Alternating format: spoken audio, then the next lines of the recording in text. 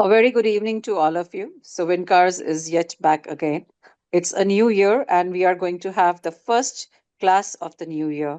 And this time, we have as coordinators, along with myself, Dr. Soumya and Dr. Majella. So, we all know Dr. Soumya. She's a very keen, renowned pediatric cardiologist who takes great interest into academics. And Dr. Cicely Majella, she also heads the Department of Government Hospital at Tamil Nadu. So, both of my coordinators have been doing a great job in the last few days to get today's e class together. I would call upon Dr. Soumya to please introduce the faculty of the day and go ahead with the proceedings. Thank you, Dr. Shiva. Good evening, everybody. As Madam said, this is the first e-class of 2026 of WINCARS. So today we have this congenital session, which is interpretation of cath and hemodynamic data. The discussant is Dr. Deepa, who is an additional professor of cardiology from Chitra Institute. She has done great work in pediatric cardiology. In fact, she was our virtual teachers. And the discussants are Dr. Navdeep Singh Sidhu from AIMS and Dr. Bhargavi from Rainbow Children's Hospital, Hyderabad. So we'll have a short session by Dr. Deepa first, and then we'll go to the interactive session with the PGs. We have two teams. We'll ask the questions as and will we go on. Over to Dr. Deepa. Good evening. I'll straight away go to my session so as not to waste time. This is a very complex topic, so I thought I will, for the benefit of the PGs, I will just give a short talk on how we interpret cath data in cyanotic congenital heart disease, and then we'll go on to the questions. So basically, for interpretation, we divide cyanotic congenital heart disease to cyanotic congenital heart disease with reduced pulmonary blood flow and that with increased pulmonary blood flow. So in those with reduced pulmonary blood flow, as we all know, tetralogy or tetralogy-like lesions and severe Epstein's anomaly. Increased pulmonary blood flow, mainly we divide into admixture lesions and transposition physiology. Admixture lesions can be at the level of atrial level, at the admixture at the level of ventricular level, at the level of arteries, or transposition physiology, as you all know, it is a transposition of great arteries or DRV subpulmonic VSD. We will just briefly touch upon the difference in cath data in these situations. So as we all know, always start off with assessing the clinical data. Only then we should go on to the more complex investigations like cath and MRI. So clinically, reduced pulmonary blood flow or Eisenmenger will have reduced aortic saturation and no features of heart failure, whereas increased pulmonary blood flow, as we all know, will have failure to thrive, recurrent LRI, heart failure, and subsequently leading on to pulmonary vascular occlusive disease. X-ray in reduced pulmonary blood flow, there will be no cardiomegaly. In increased pulmonary blood flow, there will be cardiomegaly and endon vessels. That is very, very basic. I thought I'll just mention about these things and then go on to cath. So when we interpret cath data, first we should look at the very simple method is to look at the aortic saturation and the pulmonary arterial saturation. So quickly, when we look at the aortic and PA saturation, if we find that the aortic saturation is lower than the low, but still higher than the PA saturation, then we are dealing with something like a tetralogy of Fallot-like situation. But there are caveats.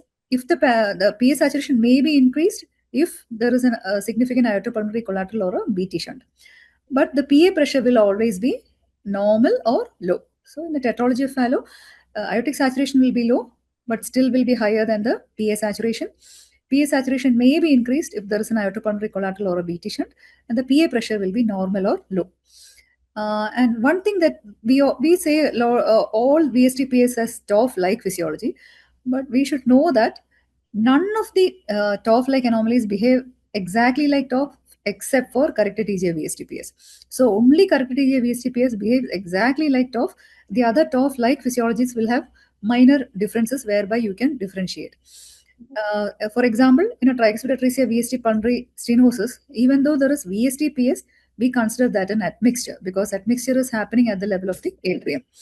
TGA VSTPs behaves like a transposition physiology. So that is why, even though they are called TOF-like, they are not exactly TOF. Just to example of how we interpret the data. Here, if you see, you start off with looking at the venous saturations, and you see there is a step up at the level of the pulmonary artery. And you look at the aorta, there is hypoxemia. So aortic saturation is low, but PA still higher than the pulmonary arterial saturation. So as I mentioned, it is a TOF or a TOF-like physiology. Now you look at the pressures. When you look at the pressures, RV and the LV pressures are nearly same, so that we know that there is a probably a large VSD that is equalizing the pressure. If you look at the pulmonary artery pressure is low, so there is a gradient between the right ventricle and the pulmonary artery, that is a pulmonary stenosis. So putting it all together, it is a VSD with pulmonary stenosis. So it is likely to be a tetralogy of Fallot. And what palliative procedure? It could be a BT shunt because the saturation step up is at the level of pulmonary artery. So from the RV, the step up has happened at the pulmonary artery. So BT shunt or a PDA stenting. This is how we interpret. Uh, uh, just this. So next, when we come to the admixture lesion, admixture is happening somewhere in the heart. So either it is in the atrium or in the ventricle or in the great arteries. When admixture happens, saturation of the pulmonary artery is usually equal to the same as that of the aorta if there is no streaming, if there is no differential streaming. We'll come to the effect of streaming later. So we should know that in an admixture lesion, systemic venous flow and saturation operate in a narrow range. So in an admixture lesion, whenever you are asked to interpret data, the PGs should know that we should always ask for a mixed venous saturation. Otherwise, you will not be able to interpret the QPQS in an admixture lesion unless you know the systemic venous saturation. Normal systemic AV difference in a normal person is 20 to 25%. And you assume that the pulmonary venous saturation is 95 to 100%. So we know that the final saturation depends on QP if the systemic AV difference is normal. But we can never assume that. So always in an admixture lesion, we should take the mixed venous saturation. So if you simplify and you assume that the mixed venous is 20 to 25%, then in an admixture lesion, QPQS you can easily calculate by iota minus systemic venous saturation divided by PV minus iota saturation. Okay, because we are assuming here that the PV and iota saturations are similar. Just so you know that why is it mandatory to know mixed venous?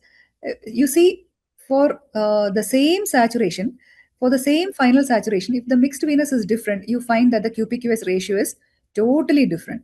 So you see here in a QPQS ratio of 0.5:1, that is a very low pulmonary blood flow. When the mixed venous saturation is 50%, final saturation is 66%. When the mixed venous saturation is 70%, even if the final saturation is 80%, QPQS ratio is only 0.5:1. So this is the importance of knowing a mixed venous saturation. So if you look at the previous formula, you just need to substitute it to find out the importance of the systemic venous saturation in calculating the QPQS. I am rushing through this because we have so many questions, so many interpretations to be made later. And just one small thing before we go forward. When we consider QPQS in admixture lesions, if you, for the same step up, for example, you're having a PA saturation of 85 in two different patients, one having admixture in the atrium, another having admixture in the ventricle. That means you have a common atrium child and you have a single ventricle child. So for the same step up, if the admixture lesion is the level of the atrium, it is of course lesser shunt. So QPQS may be maybe 1.5:1. But if it is a single ventricle, for the same saturation, the step up will be very much higher. So we'll just come to examples of admixture lesion quickly. So how do you diagnose a TAPVC from a CAT data? So a TAPVC is an admixture lesion where the atrium is a mixing chamber. You have everybody knows that all the veins are finally draining into the right atrium, and that blood has to go to the left atrium. So there is a mandatory, there is an ASD. So RA is the mixing chamber. So all saturations downstream from the right atrium are similar. So that is the easiest clue. If you look here, you see all the saturations are same. RA, RV, PA, LA, LV, iota, every saturation is same. So once you see such a CAT data, you can be almost sure that it is some admixture at the level of right atrium, at the level of atrium, and usually it is a TAPVC.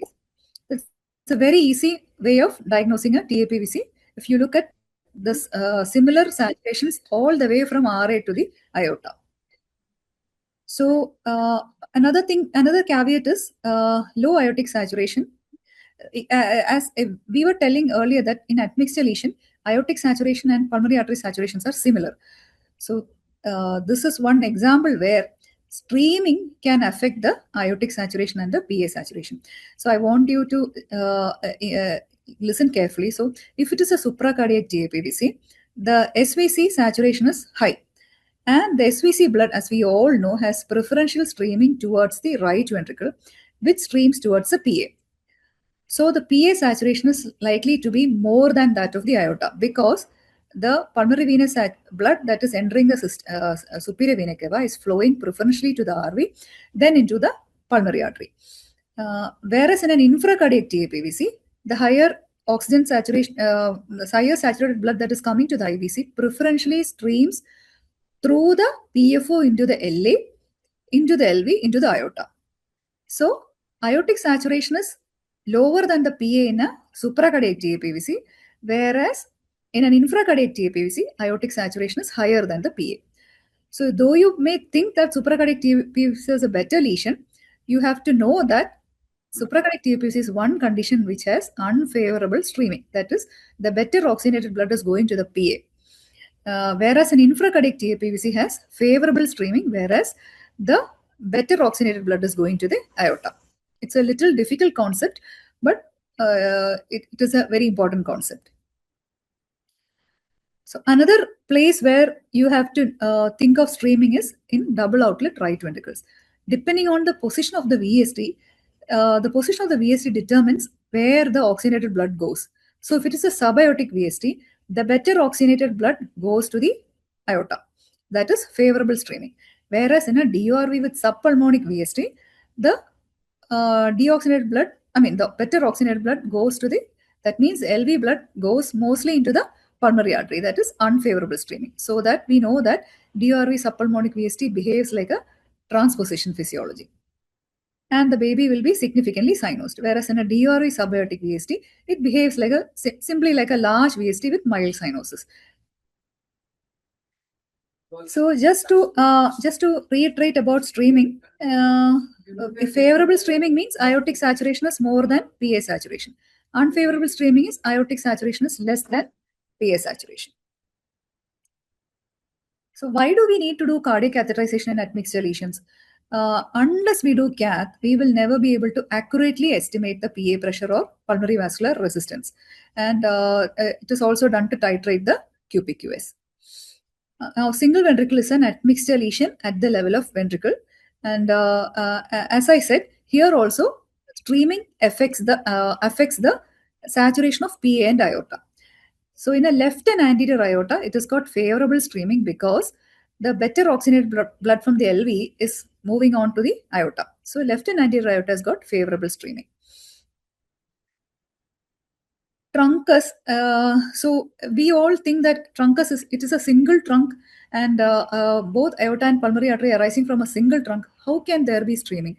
But here also streaming is very well known, and in certain situations, usually the pulmonary artery arises from the left side of the trunk, and streaming is very well known, whereby you usually have favorable streaming, where the better oxygenated blood goes to the aorta and less oxygenated blood goes into the pulmonary artery.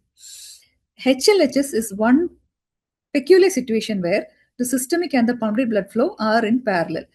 So to maintain one, the other has to be reduced. So if there is torrential QP, torrential pulmonary blood flow, it is at the cost of systemic blood flow. So you have it is very, very difficult to balance QP and QS until the infant undergoes surgery, and preoperative stabilization of these babies are very difficult because QP and QS are in parallel. Okay, so just this important concept, and then we'll move on to the questions. So in a transposition physiology, it's a little difficult concept. What happens is that the systemic venous return goes on to the body, and the pulmonary venous return comes back to the lungs. So what is happening is the deoxygenated blood goes to the aorta, and the well-oxygenated blood from the pulmonary veins returns back to the lungs through the pulmonary arteries. So what happens when there are when there is an ASD or a VSD, some of the systemic venous return passes through the ASD into the pulmonary artery. So what is happening is that this is anatomically it is a right to left shunt. From the right heart, it is passing on to the left side of the body. So this is a anatomic left to right shunt. But what is it providing? It is actually providing the effective pulmonary blood flow. So effective pulmonary blood flow is a concept that has to be understood correctly. Effective pulmonary blood flow is the amount of deoxygenated blood that is going to the lungs for oxygenation. So the only effective pulmonary blood flow is the anatomic right to left shunt that is taking place in TGAs. So yeah, so anatomic right to left shunt constitutes a effective pulmonary blood flow. And any shunt is bidirectional in a TGA, except for a PDA. Any other shunt, ASDs and VSDs, are always bidirectional. So what happens when it shunts back from the left side of the heart to the right? So this is a anatomic left to right shunt, and this is providing the effective systemic blood flow. That is the oxygenated blood that is going to the body. So the anatomic left to right shunt gives the effective systemic blood flow. This is the most important concept in a TGA, and we know that for a TGA circulation to survive till surgery, we have to provide adequate effective pulmonary blood flow as well as adequate effective systemic pulmonary blood flow. So that we need to have a large uh, admixture at the level of, ideally at the level of atrium. So here, whatever deoxygenated blood is going to the body is the physiological right to left shunt, and whatever oxygenated blood is going to the body is the physiologic left to right shunt. So we have so many concepts here: anatomic right to left shunt, which is the same as the effective pulmonary blood flow; anatomic left to right shunt, which is the effective systemic pulmonary blood flow; and whatever is going without oxygenation into the body is the physiologic right to left. Whatever oxygenated blood is going back to the lungs is the physiologic left to right shunt. So these are the important concepts in cyanotic heart disease. This is just an example of TGA. So as I said earlier, you look quickly at the pulmonary artery and the aorta. Aortic saturation is 50, PA saturation is 99. So PA saturation is more than aortic saturation. So it is a transposition physiology. Now you look at the pressures. You see the RV pressure matches most the aortic pressure, and the LV pressure matches most the pulmonary artery pressure. So immediately you can make a diagnosis of transposition because RV is connected, seems to be connected to the aorta, and the pulmonary artery seems to be connected to the left ventricle. So 15-day-old child with increased precordial activity, cyanosis, and metabolic acidosis. This is a transposition of great arteries. And you see, look at the saturation. There is absolutely no step up at the level of RV. So it is intact ventricular septum. There is hardly any step up at RA also. So it is a restrictive atrial septal defect. So what do? We do a balloon-atrial septostomy. Okay, now shall we go on to the questions or anything the PGs want to clarify? There are two teams. I think you should call upon them. Otherwise, nobody is going to. Okay. Team one. Somebody can decide who is team 1 or team 2. One is Dr. Vignesh's team, and the other is Dr. Sudarshan. Okay. Dr. Vignesh? Yes, ma'am. Yeah, can you interpret this tracing? So this is a tracing of right ventricle and femoral artery. Okay. So this is a tracing of right ventricle and femoral artery. Yes, ma'am. We can see, ma'am. There is a PVC, premature ventricular complexes, and following which there is actually no change in the right ventricular pressure, as well as there is a reduction in the right ventricular pressure tracing, ma'am, following PVC. So probably might be the systemic, the RV is systemic because of transposition of TCTG. So I think the other PGs also can interact. Team A, the another PG, whatever your answers, you can also tell. Then ma'am will explain. We have something in the chat box. One of the participants has written that PS with intact IVS. Yeah, Dr. Vignesh, you were telling the RV pressure was coming down. It is same, right? Yes, ma'am. Yeah, Following it is same, ma'am. it is same. Yeah. Following the PVC, yes, ma'am. Yeah. Just to highlight the importance of PVC in RV and LV tracing. But what is staring at you? There may be pulmonary stenosis. Oh, we don't know, right? Yes, ma'am. Is there any other way to put it? So RV pressure is same as or even slightly more than Aortic pressure. aortic pressure. Aortic pressure. Yeah. Suprasystemic RV pressure, ma'am. Okay. Most likely due to ASD with Eisenmenger or other conditions, ma'am. Yeah, you can only say that RV, the severe RV hypertension. Okay. So severe RV hypertension. So what point I want to tell you is that what happens when you give a VPC to LV?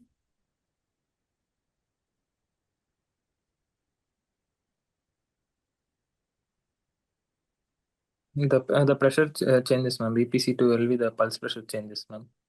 No, that is broken ground wall, right? Otherwise, Yes, what happens? That is in a dynamic LVOTO. yes. If it is in a normal person, what happens? The LV pressure increases. Yeah, there is augmentation of LV pressure, right? After the pause. After the pause, there is augmentation of LV pressure, and nothing happens to the aortic pressure. But in an RV, in a normal RV, if you give a VPC, actually there is no augmentation after the pause. Okay, because RV is already very compliant, and PA pulmonary circulation is already very, very compliant, and the post extrasystolic potentiation does not further increase the output into the pulmonary artery. Okay, so that is the difference in a VPC between a RV as well as to the LV. Okay. Yeah. Next, what is the next person's name? Dr. Sudarshanan, ma'am. Sudarshanan. Dr. Sudarshanan, can you attempt this? Yes, ma'am. So this is RV and aorta. Okay. So what does the pressure tracings indicate, and what could be the cause of cyanosis?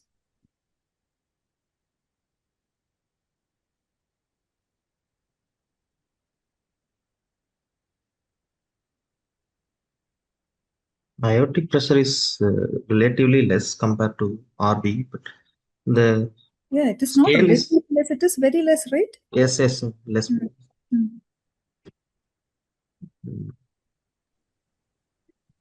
So TG, ma'am.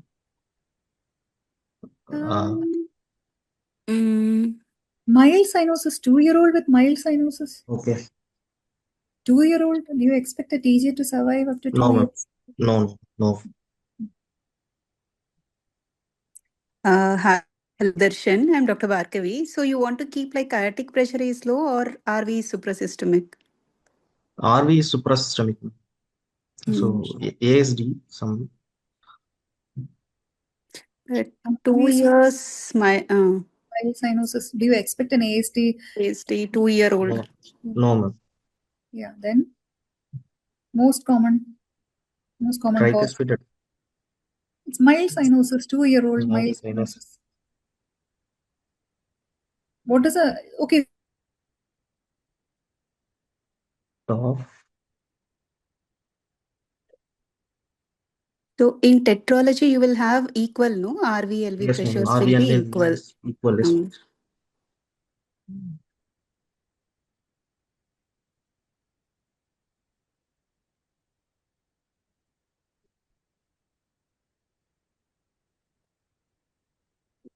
I'm not able to. Am I audible? Yes, ma'am. I'm not able to interpret now.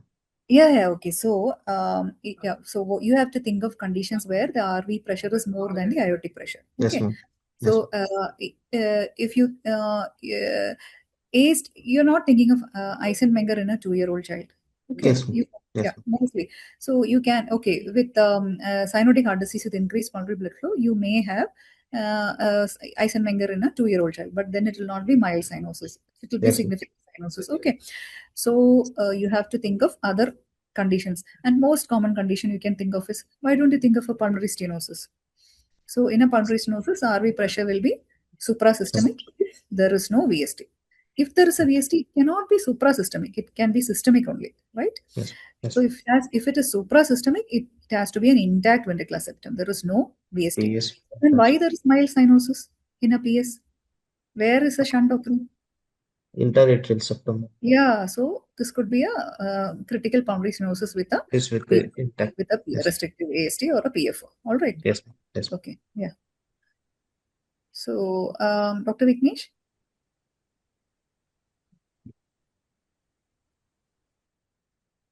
Ma'am, we have two other PGs, postgraduates, Dr. Mallika and Dr. Balamurugan. Okay. Team two. You can also involve them. Okay. Dr. Mallika?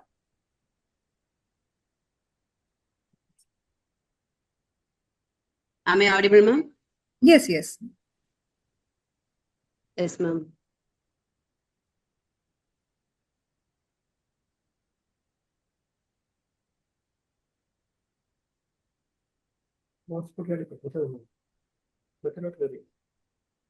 Aortic saturation is compared to less, ma'am, 94.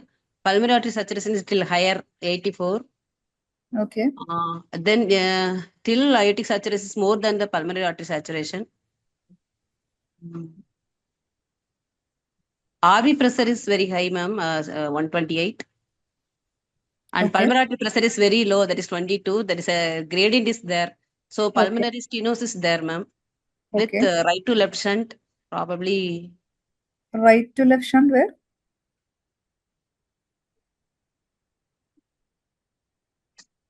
Pulmonary stenosis with RVH, ma'am. No, where is the right to left shunt?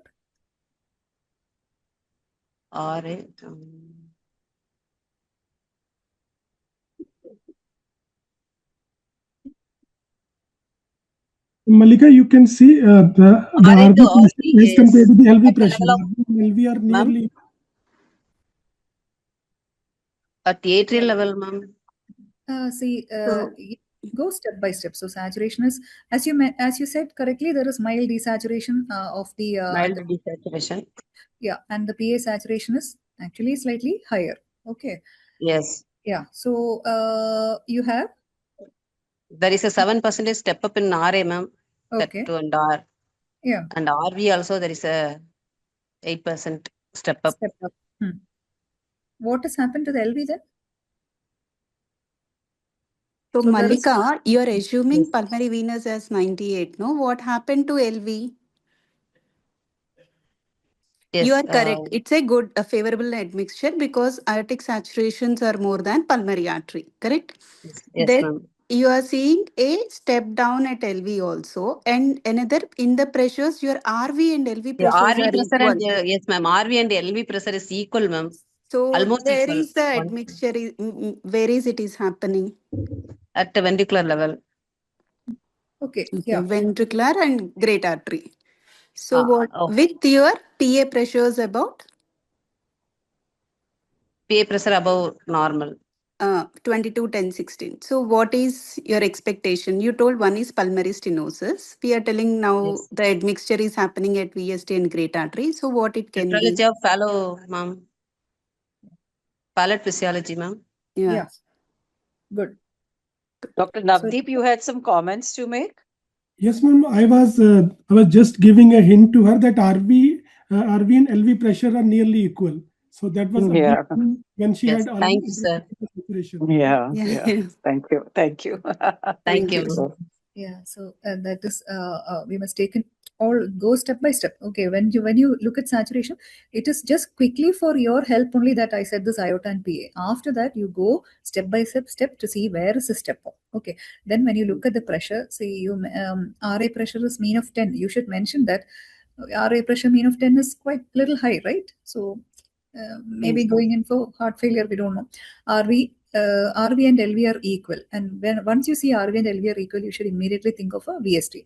So to confirm your finding, you have to look at the LV and RV saturation also. whether there is any step up at LV, whether there is any step down at LV. Okay, so there is a step down here.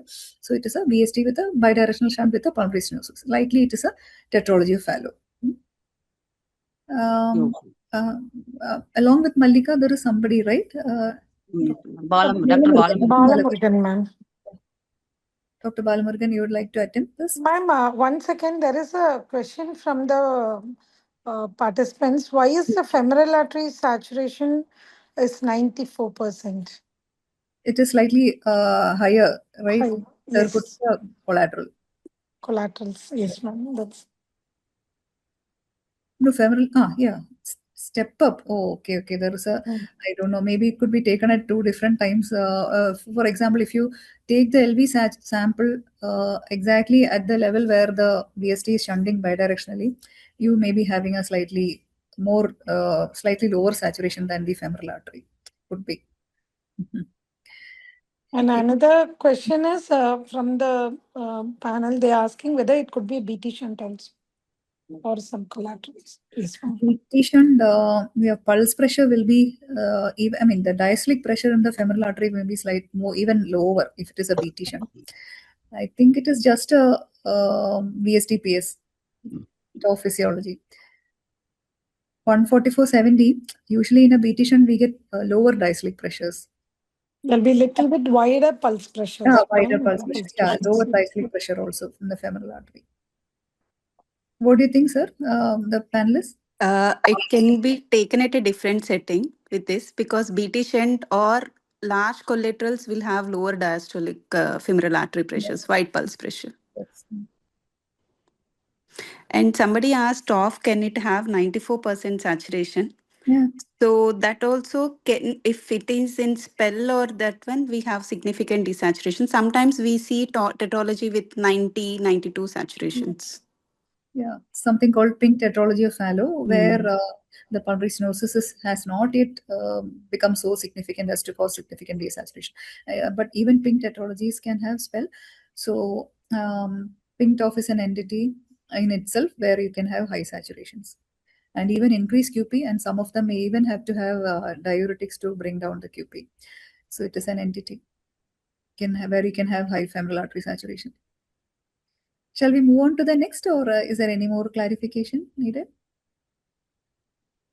We can move on to the next one. Okay. Thank you. Yeah. So, Dr. Balamurugan? Yes, ma'am. Yeah, can you interpret this? It is a pullback from LV to aorta.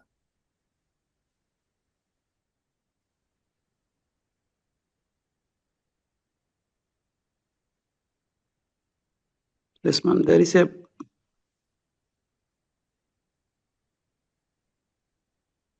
pressure difference between LV to aorta, ma'am. There is a pressure difference between LV to aorta, ma'am.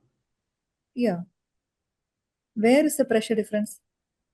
Exactly where is it happening?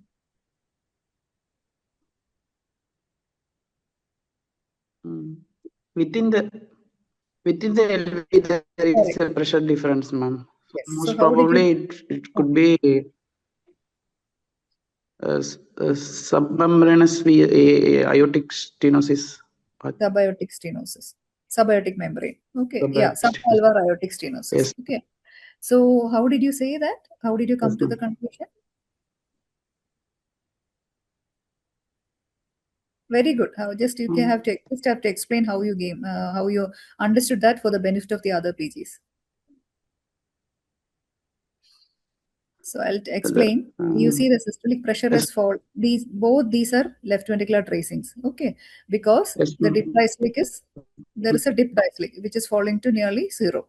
Okay, and you find the A wave also. So you know that both these are ventricular tracings. What is the difference is that the systolic pressure and the ventricular tracing is different.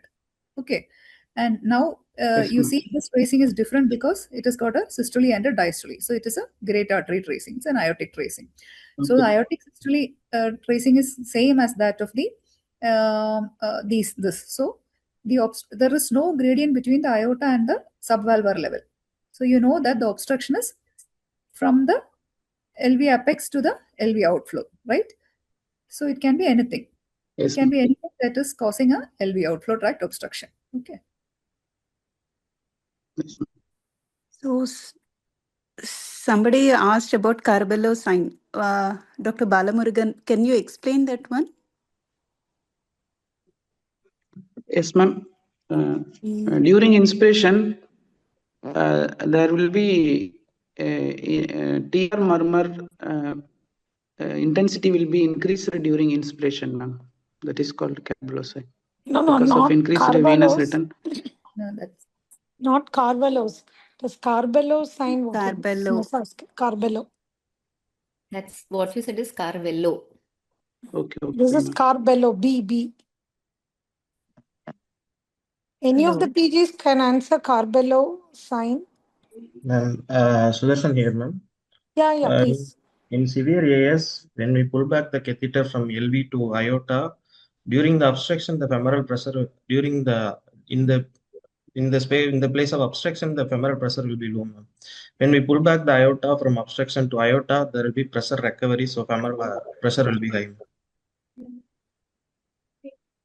Yeah, when you are crossing the aortic valve, suddenly because you are closing the opening also, then there will be fall in the femoral artery pressures. Yes, That is correct. Shall The we move? effective opening is closed, that causes the fall in the femoral artery pressure. Yes, ma'am. Okay. Yes. Okay, ma'am. We'll move next. And Vignesh, Dr. Vignesh? Yes, ma'am. Yeah, so is there any difference between the two right ventricular tracings?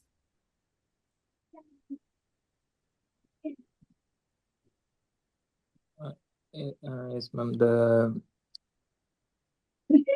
aortic pressure is the RV and aortic pressure are almost same. There is a systemic RV pressure, ma'am. In both the tracings, RV pressure is high. But what is the difference in the contour of the RV tracings? Ma'am, in the second tracing, there is a tall, sharp, and symmetric peak, ma'am. Yeah. Probably it is due to obstruction in the RVOT. The pressure is high in the second tracing, ma'am. Yeah, so basically, the RV tracings, when there is high RV pressure, usually the RV tracing, always when you look at the RV tracing, even if it is normal or high, you see this inverted V appearance. Okay, yes. You when you do cath, you look at the RV tracing, you have this inverted V appearance. This tracing usually resembles what? This tracing usually resembles that of the LV tracing. LV. Why is it looking like LV? There's a plateau, ma'am. Yeah, so why is it here? Can you think of any explanation why it is looking like LV? Very simple. It is reflecting LV. So what is happening there? It is reflecting LV tracing. So there is a connection between LV and correct. So there is a large VST. Large VST, yes. So in a large VST, the RV pressure tracing looks similar to a LV pressure tracing. Whereas here, there is RV hypertension, but there is intact ventricular septum. Yeah, okay. Dr. Sudarshan? Dr. Sudarshan? Yes, ma'am. Yes. Yeah.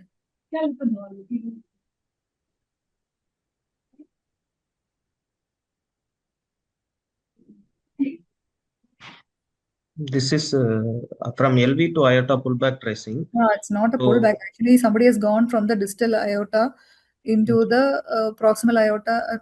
Distal aorta into the LV. Okay. LV, yes. Not pullback. Yes. Okay. Yeah. Yes. So from LV to aorta, there is no systolic gradient, ma'am. Correct. But the proximal distal part of aorta, there is a systolic gradient between proximal and distal part of aorta. Probably supravalvular. Yes. Okay. One is supravalvular or coarctation. Okay, very good. So there's a small gradient between the aorta and LV, maybe 5 or 10, but the majority of the gradient is between the proximal aorta and the distal aorta. It could be a supravalvular aortic stenosis or a coarctation. Can you name any syndrome with supravalvular aortic stenosis? Williams syndrome. Williams syndrome. That is a commonest. Yes. What are the other components of the Williams syndrome?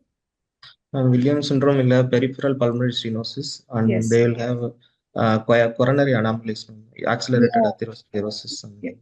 Actually coronary ostial stenosis. They usually die because of coronary ostial stenosis. Okay. Yes. Okay. So they die because of coronary ostial stenosis or because of severe supravalvular AS. Pulmonary stenosis, peripheral pulmonary stenosis usually gets better with age. Okay. Thank you. Yeah. Dr. Mallika? Your name was Mallika, right? Yeah, Dr. Mallika. Yeah.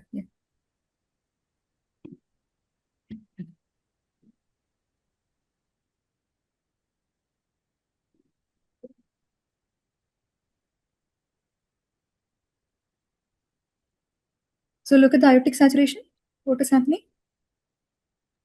Ma'am, I think she's muted. Oh. Mallika, are you there? Or we can ask the next person and then come back to her. Yes, ma'am. Okay, she's there. Okay. Aortic saturation is less, ma'am. Yeah, it is severe hypoxia, right? Severe hypoxia. Pulmonary.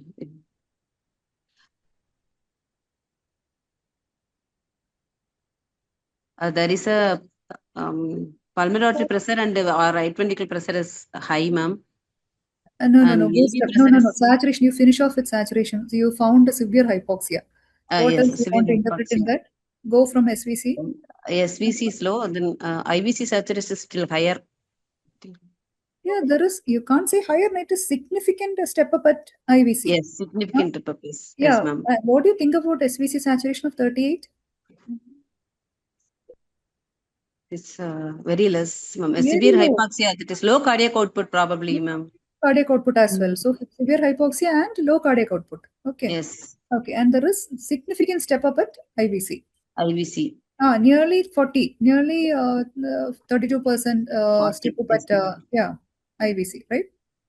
Yes, ma'am. And RA, RV, both RA, RV, PA is same saturation. Yeah.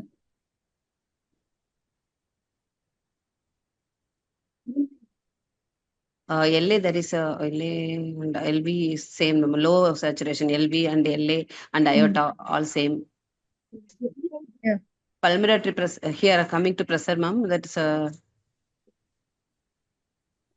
arterial pressure is a little more, ma'am. Mean RA pressure is 8.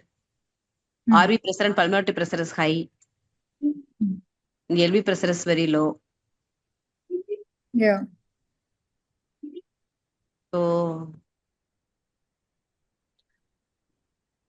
So patient with a 4-day-old newborn, cyanosis and distress. Yeah, with severe hypoxia with a step up at IVC. So step up at IVC is giving you the clue. Child who is very sick, newborn who is very sick with a step up in IVC with a suprasystemic PA pressure. Mallika, you can think where the IVC is getting oxygenated blood from. It must be getting from somewhere. Yes. Then from the lower limb blood, PDA.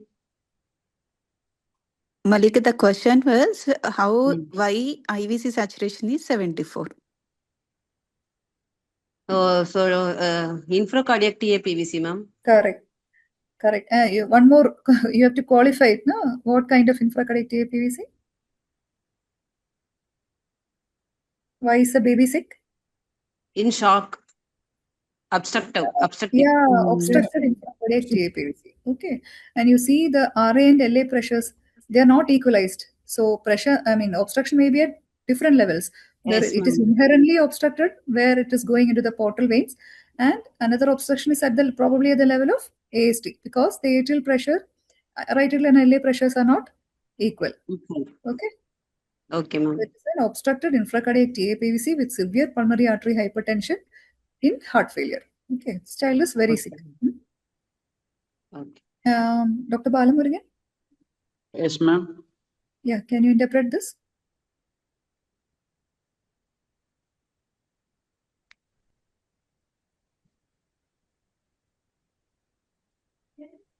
Both aortic and pulmonary saturation is almost equal, ma'am.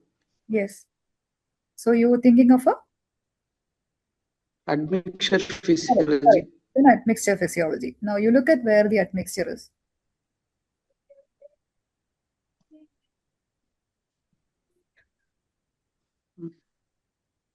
What do you think of the saturation right from RA, RV, PA, LA, LV? What do you think of the saturation? RA, RV, PA, LA, LV, iota. What do you think? Almost the same. Almost the same. Almost the same. Almost the same. And you look at the SVC saturation. What is happening to the SVC saturation? SVC saturation is higher, ma'am. Yeah. So. Little bit higher. So common atrium. Common atrium. Why should the SVC saturation be high? Your Definitely SVC saturation is more than iota. You are seeing that one. You don't find SVC saturation high in a common atrium. What is coming and draining into SVC to make it high saturation?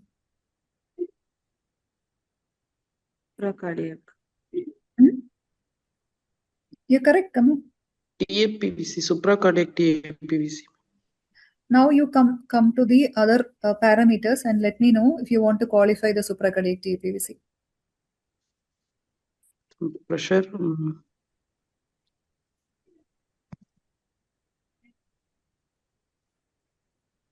RV pressure is high, ma'am. RV pressure and pulmonary pressure is high. So there is pulmonary hypertension. Hypertension. Yeah. What is happening to the LA and RA pressures?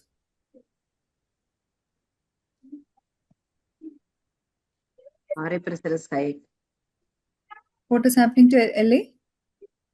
LA pressure is low, ma'am. Yeah, RA. So RA and LA pressures are different. What does it mean? What is happening to the interatrial communication?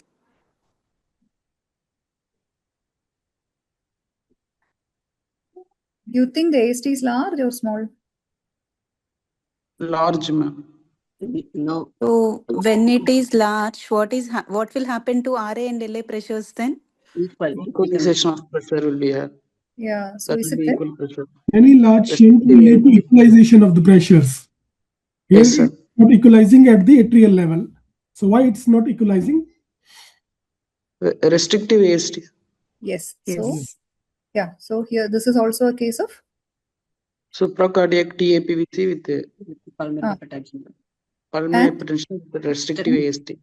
Yeah. So it is Obstructive TAPVC. Obstructed supracardiac TAPVC with pulmonary artery hypertension. Okay. Already mentioned patient is in heart failure and cyanosis. Okay.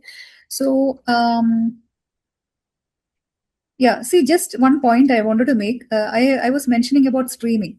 Look at the PA saturation and the aortic saturation. PA saturation is higher than the aortic saturation. Why does it happen? Because it is selective streaming from unfavorable streaming in the case of supracardiac TAPVC. Okay. Yes. Yeah. Who is next? Dr. Vignesh? There is no systemic desaturation. There is a step up of saturation from SVC to RA.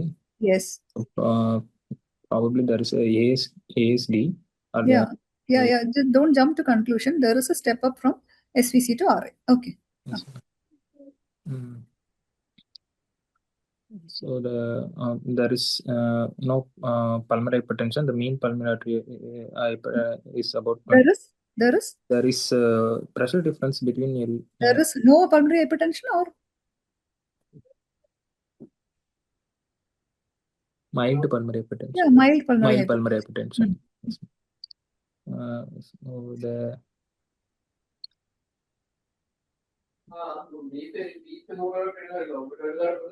LA pressure is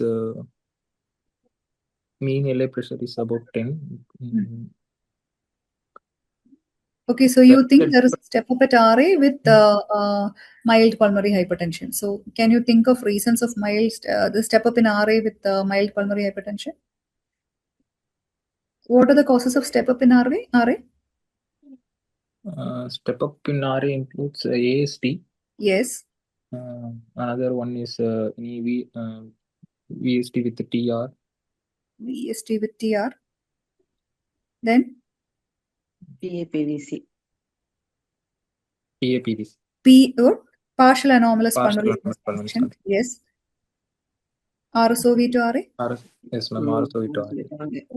So, of these, which do you think is likely the cause of step up at RA? There might be any AST with PAPVC. AST with PAPVC. What do you think of an AST when you look at the RA and LA pressures? What do you think is likelihood of having an AST? There is a mean pressure difference of 4 between RA and LA, ma'am. Yeah. So, what do you think? Is there a large AST? No, ma'am. There's a restrictive. If at all, there could be. You don't have to bring in an AST at all. So, even if there is a restrictive AST, it does not explain the mild pH. Okay. Okay. So, it could be a partial anomalous. So the diagnosis could be an AST, a PAPVC to RA, or a coronary fistula to RA, or RSOV to RA. But she is not very symptomatic. So, most likely, diagnosis is a PAPVC to RA. Okay. It's not an AST because only a large AST will cause mild pulmonary hypertension, and you don't think of a large AST because the RA and LA pressures are not equal. Okay. This is how you interpret. Okay. Okay. Dr. Sudarshan? Yes, ma'am. Can you interpret this? Yes.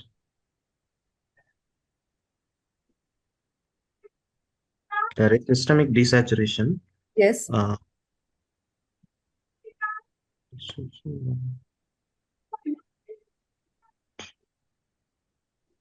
There is no step up in SVC, RA, RV, pulmonary artery. No significant step up. Okay.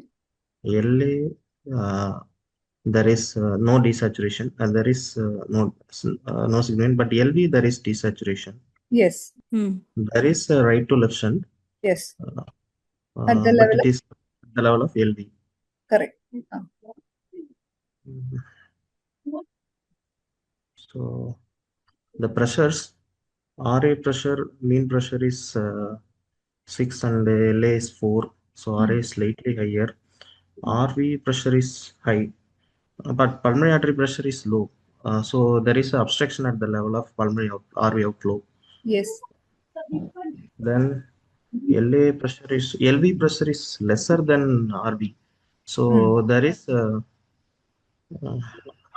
no connection between LV and RV. But you said there is a desaturation at the level of LV. Yes, ma'am.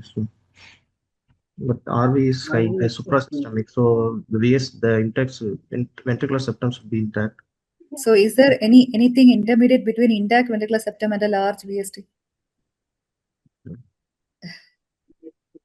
See, you are telling oximetry data. There is a shunt at the ventricular level, correct? Yes, and your RV pressures are high. Higher than. Okay. Yes, so how do you justify now? You can only interpret that there is no large VST. So what can be there? Swiss cheese, yeah. Huh? No. You already said there is a pulmonary stenosis, right? Yes, so yes. You're having some desaturation in LV, but the RV and LV pressures are not same. I mean, RV pressure is more than LV. So that's a clue. You can think of version that LV is having a significant step down. That is, it is getting some deoxygenated blood. So where it should be getting from? Obviously, it's not from LA because LA is 96. And LV suddenly it drops to 78. Why it has dropped? Because some desaturated blood is coming into the LV. And where would it come from? From RV. Can it be restrictive VST? Small VST. Yeah. So it is a tetralogy of Fallot with restrictive VST. Okay. It's been so interesting. In fact, I'm not one of the pediatric cardiologists, but really, I think the students are benefiting the most. But Dr. Deepa, if you permit, maybe wind it up for today and have more sessions in the coming classes to keep it in the interest of time. So you've really been great, and I've enjoyed listening to your talk and the way you've explained everything to the students. I think they are lucky and fortunate to have benefited from all that you have taught them. Thank you so very much. Thank you. And may I have some comments from our worthy chairpersons and then our coordinators before we call it a day?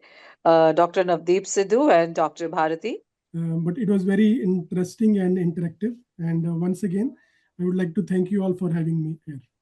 Yeah. Thank you very much. Thank you for your comments. Yeah, Dr. hi, Bharati. hi, ma'am.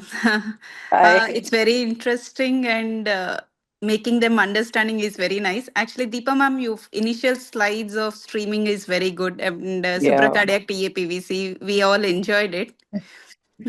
Thank you. Thank I'm you so sorry I much. had to rush through this. Yeah. It's usually a very detailed and slow class. But Yeah, in the yeah. rest of time, I had to rush through it. Oh, but still, you were very good. I mean, even I enjoyed listening the way you explained the TGA and everything. Hats off. Thank you. Very nice. Thank you. Thank you very much. And I think our students are the beneficiaries for that. And my co-coordinators, Dr. Majela, Dr. Soumya, comments from you before we call it a day. Yes, ma'am. I thank Dr. Deepa ma'am for the excellent presentation and thought-provoking hemodynamic data. And really, ma'am, it was very useful for our postgraduates. And I thank all our postgraduates also who were, in spite of Pongal being an auspicious day for everyone, I informed them they were very happy to immediately join. And I thank all of them. I thank all my co-coordinators, the moderators, chairpersons for this wonderful session, ma'am. Honestly, we being adult cardiologists, not frequently doing going to the hemodynamics, it's a great. It was very great listening to you, ma'am. I think we should have more and more sessions like this, ma'am.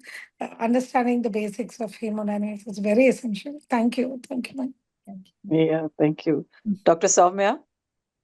Nothing more to say. I've heard Dr. Deepa talk about this. I've learned a lot from her. So for the next time, maybe after 2 to 3 months, we can do another class again. By then, the PGs also should read a bit and then come prepared. Then we can grill them more. Yeah. I can see that real grit in you, Soumya. You want PGs to read more and more and more, but I think that is the best, and that is the entire purpose for which we are here today, so that the education and learning can reach to them at their doorsteps and they can learn, do well in their exams, and at the end of the day, do it better for the patients. I mean, the real purpose for which we all are working. So, thank you so very much to Dr. Deepa, to Thank our you. worthy chairpersons, Dr. Navdeep, Dr. Bharti, and of course to our postgraduate students who have come over here. I'm pretty sure that they will want to come more and more and learn more from this experience. And of course, to my coordinators, because of which all this is possible, Dr. Soumya and Dr. Majela. Thank you, one and all. See you soon, second Thursday every month for the e-class of WINCARS. A Thank great you. thank you and bye-bye. And of course, great thanks to the WINCARS Core Committee, which supports us always, Dr. Jyotsna Madhuri, Dr. Sujata Viparla, Dr. Sarita, and all the WINCARS members. See you. Bye-bye. Ma'am, thank you.